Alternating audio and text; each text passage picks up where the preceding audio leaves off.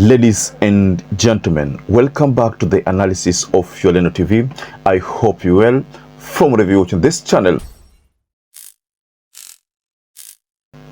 These cases of people being murdered in cells, it seems these are things which have been taking place.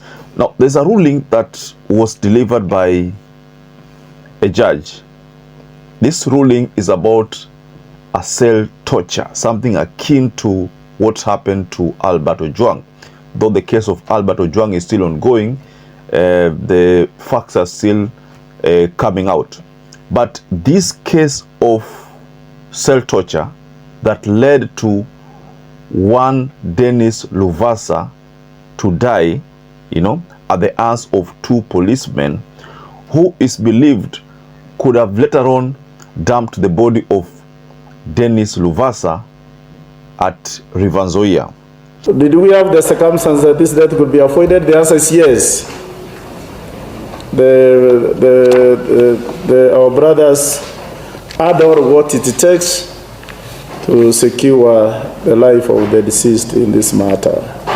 But unfortunately, that was never to be, and then we found ourselves in this litigation. All in all, I sentenced each accused person to 35 years imprisonment. So this case has been ongoing since 2020, ladies and gentlemen, because you remember in 2020, there was the issue of COVID-19. This issue of people have to wear masks. If you're caught without wearing a mask, you would be arrested by police, taken to custody. So back then, Dennis Luvasa was arrested by policemen, taken to custody because he had not worn a mask. Remember, the issue here is about not wearing a mask, and that is 7th of October 2020. Now, I'd like us to focus on this story. There's a main reason why I decided to bring this story, because it is just the same as what happened to Albert Ojwang. Albert Ojwang's case, murdered in police cell. This case again, a murder in a police cell.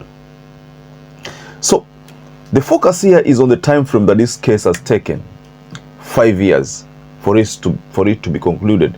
It means even in the case of Albert Ojwang, however much this is going to drag, the evidence will pin the real suspects at the end of the day. So before we explore this story further, ladies and gentlemen, I wanted to kindly take this opportunity to like this video. And by the way, I don't take your likes for granted. They mean so much to this channel because they make our videos get shared. And thanks so much for all of you who've liked and subscribed before. Let's focus on the ruling. This ruling by a court in Eldoret. Now, the prosecutors, it's believed, lined up around 21 witnesses. All these witnesses were to make sure that these culprits, the two policemen, are jailed. And in fact, after 5 years of grilling, these policemen had to be jailed for 35 years. So we can say that is justice which has been served.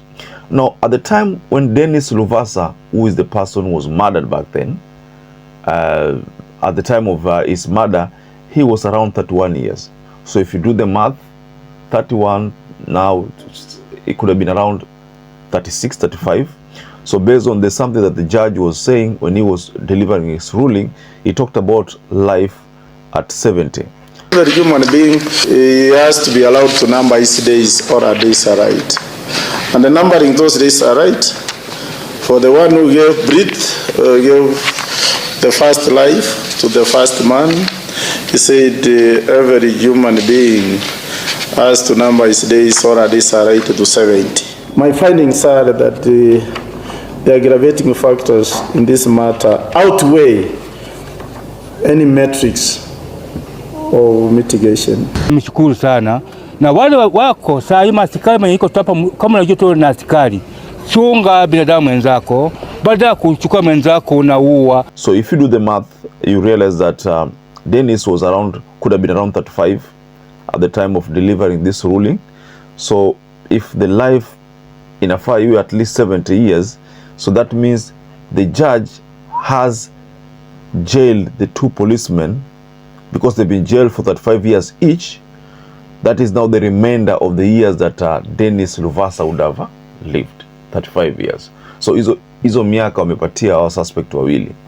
So based on your own analysis, do you think the judge did the right thing? Of course, the judge must have done the right thing. This is the main reason why I am optimistic that even the issue of Albert Ojwang is going to be solved. It doesn't matter how long it's going to take. The culprits who are in court, however much you hear things about IPOA, DCI, you know, this kind of game playing, games, as people say. But at the end of the day, the real culprits will be brought to book and they will be jailed. This case of Albert Ojwang was different in that Dennis Luvasa's case is all about someone, you know, with being caught because of a mask. But the case of Albert Ojwang, ilikuwa ni about some media posting, some social media posting. You remember that story, ladies and gentlemen. So from what the judge did in terms of issuing a ruling, you know, a ruling to the two police officers, I am convinced that even the case of Albert Ojwang, I'm 100% convinced that your case itaisha. It doesn't matter how long it's going to take. Because one thing that Kenyans have achieved is that they've successfully kept the DIG out of office. Despite the fact that there are so many attempts by the government through Attorney General to try to reinstate him, you know, because he had stood aside. But again, kuna element of kuona haya. Serikali ni kama inajaribu kuona haya kwa sababu now there's nothing they can do. This matter is out in the public domain. And someone has been, you see the matter has been linked to someone directly, and Kenyans don't want to hear anything, any different story apart from put that man behind bars. You've heard what George Ojokoya has been saying, you know, many Kenyans, LSK. So this matter of Dennis Luvasa imechukua miaka 5. Personally, mimi nashanga because honestly remembering, if I may remember back then, those days of masks, honestly speaking, police walikuwa na mistreat watu. You would be beaten as if you think that wewe umeiba, maybe umeiba bank. I mean, you're a bank robber. So they would treat you as if you're a very bad. Tunaenda kazi, tukafika hapo juu, askari mwingine akatuita, akasema tuna mask. Tukakumbuka hatuna mask. Tukatembea haraka tukaenda. Tukakuja haraka hivyo, kufika hapa nyuma tunaona pikipiki inakuja mbio. Kuona hivi ni askari akanishika mkono. Mimi nikatoka mbio hivi. Kutoka mbio hivi, kufika hapa hivi. Huyu jamaa akacross barabara, huyu askari akamkimbiza mbio, mimi nikaenda upande wa nini, hii pande nyingine kaingia kwa ndani huko. Askari kalipo amshike, gari kampika kwa barabara. A press briefing, and I announced to the members of public, now it is compulsory. It is compulsory to put the face masks. These are tracts. Failure to that, these are tracts are still fine of 20,000 or imprisonment of 6 months or both if you fail to comply.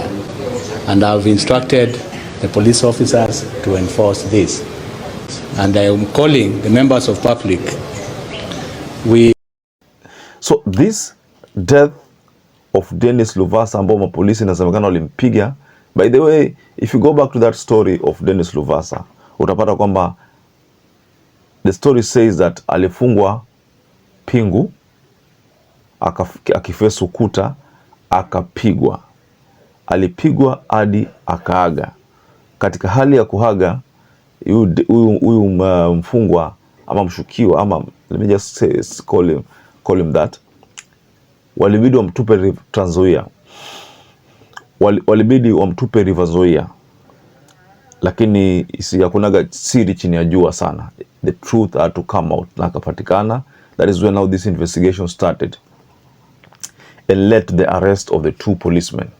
and the two policemen have been officially jailed. 35 years, ladies and gentlemen. So just go below on the comment section and you can just tell us, do you think because of this development, Albert Ojwang's case pia itakuwa solved? Remember, we have things like Ongondowere pia pale na tungojea. Tuko na Albert, tuko na Rex Masai, tuko na Boniface Kariuki na zingine nyingi. So all these things, the courts must bring solutions to. So perhaps if you're watching this video and you're not subscribed, take 1 second and subscribe, like this video. Until you catch up again, stay safe and stay blessed.